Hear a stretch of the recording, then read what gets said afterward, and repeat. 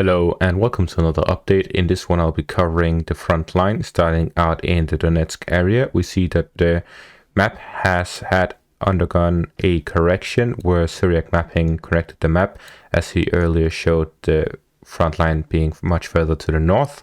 However, there is a trench connection line here to the north, which the Russians haven't broken through yet, which means that the Ukrainians still control this area here north of Vodiane. So most likely the Russian forces are holding on to the village and the Ukrainian forces are holding on to the trench network.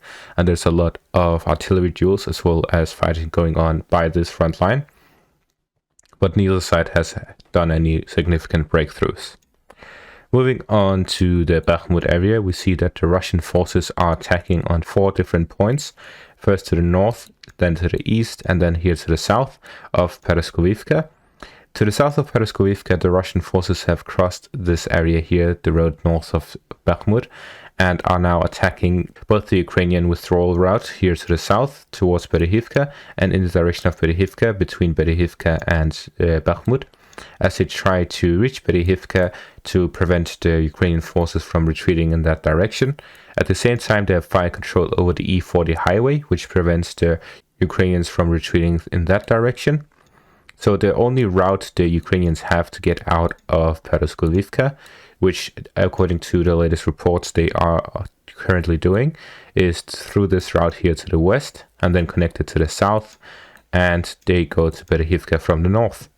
While we're seeing the Russian forces attack from the east and the north, which means that the Ukrainian forces are leaving some forces behind to fight those, as the rest are retreating. And at the same time, the Russian forces are trying to advance through the E40 highway to cut off this escape that the Ukrainians are doing through Russian fire control, as Russian forces also have positions here to the north, which allows them to attack the Ukrainian positions and forces moving down the road. And at the same time, they're also attacking here to the south, trying to reach Berehivka before the Ukrainian forces. So there's an operational encirclement of Pereskovivka after the Russians captured Krasnogora, and now the Ukrainians are retreating through this operational encirclement, trying to reach Berehivka, which means that they will receive a lot of losses during that withdrawal, as the Russians have fire control over the routes leading down to Berehivka. Moving on further north to the Luhansk front, the Ukrainians have actually advanced a bit here to the south of Plushenka. If we look at the recap map, we see that they've captured this area here.